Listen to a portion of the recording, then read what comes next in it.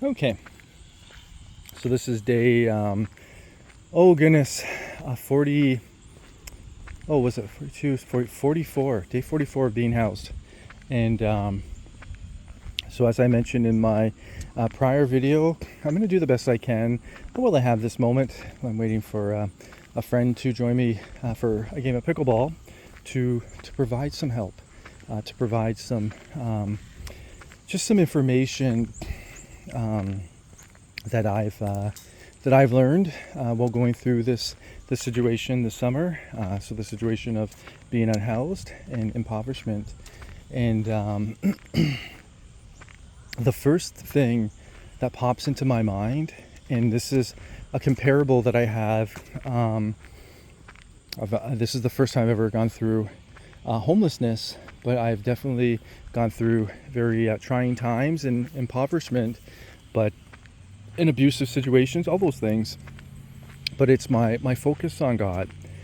And I was thinking about this morning, actually, and I'll see if I can get the proverb out verbatim. I don't know if I can, but trust in the Lord with all your heart and lean not on your own understanding. And something to do with He will make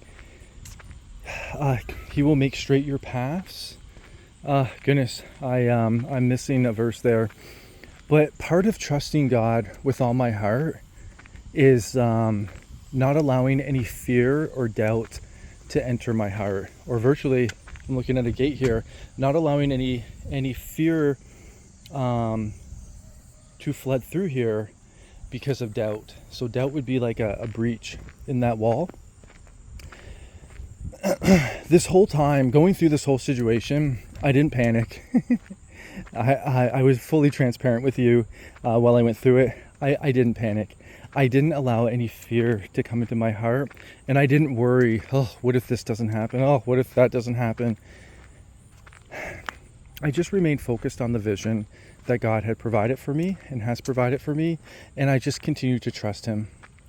And by trusting Him, I have an obligation to really do what that word means. I can't say I trust Him and then worry about this.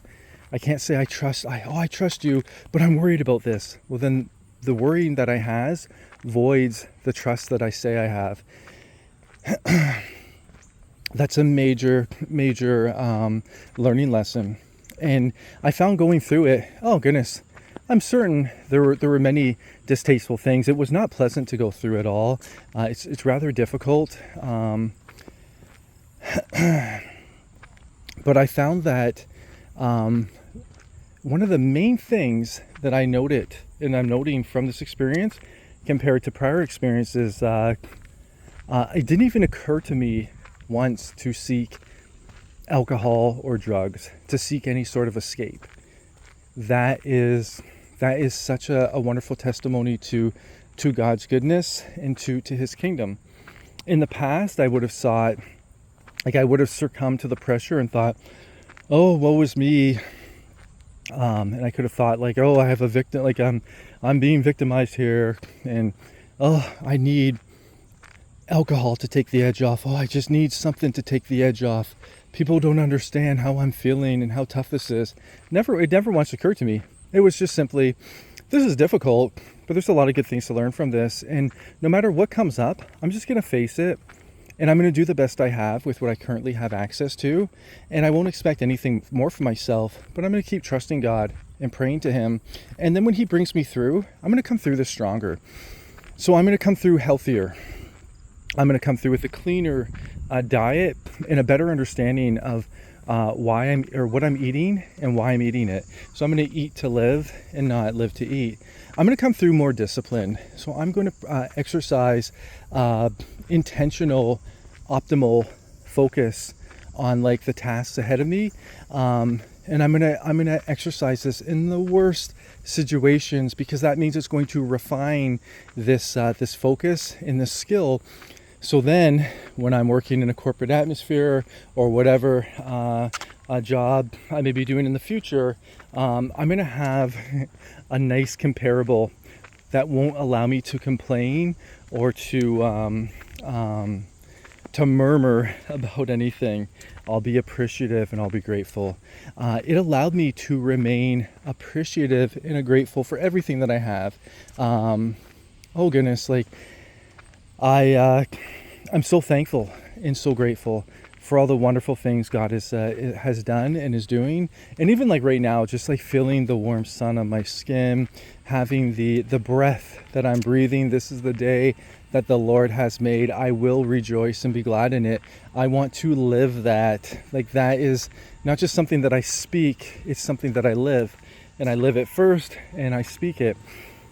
And so anyway, so that, I think that's the only thing I can really think of that, like, mind you, don't get me wrong, the help from social assistance was wonderful. The support worker or my case manager, she's been wonderful. She's been such a good help, and she's very caring and compassionate, and that is such a good quality, a very good quality. And oh goodness, I'm gonna explore like the resources that they have.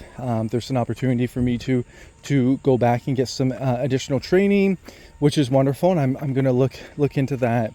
But I would say in all, the best or the biggest experience or the most fruitful experience from this is just my trust and focus on God and what his promises and what he's already spoken into my life. So I'm not going to doubt, and I haven't doubted, the things he's spoken into my life, simply because these things have happened.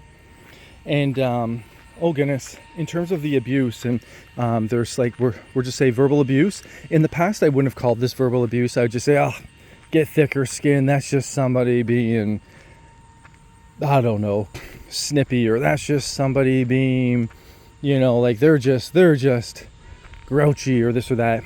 No. I have a different standard now for myself. That's abuse. With my words come from my mouth are either blessings or curses. And the old adage, sticks and stones may break my bones, but words will never hurt me. Words have the potential. It's for life and death come from the tongue. Words can kill you, and they can bring a spiritual death. And there's before Jesus, I want to ensure that I'm very slow to speak, that I'm able to stand before my King and give an account for every word that I spoke. So it was imperative that I didn't succumb to any emotional discharges or any swaying of my thoughts and then like just lashing out, from an undisciplined mind. And so God gets all the glory. He's the one that has protected my mind and my heart, and he's the one that's been faithful through all this. And yeah. So anyways, I think I'm going to conclude right now. It's about that time when my friend is supposed to arrive, and yeah, I'm pretty excited to get a game in here, but very excited to have shared this time with you, and very excited to share the wonderful things that God's going to be doing, the wonderful blessings that he's going to be bestowing upon people. And it's wonderful to be able to share this too, because my my situation.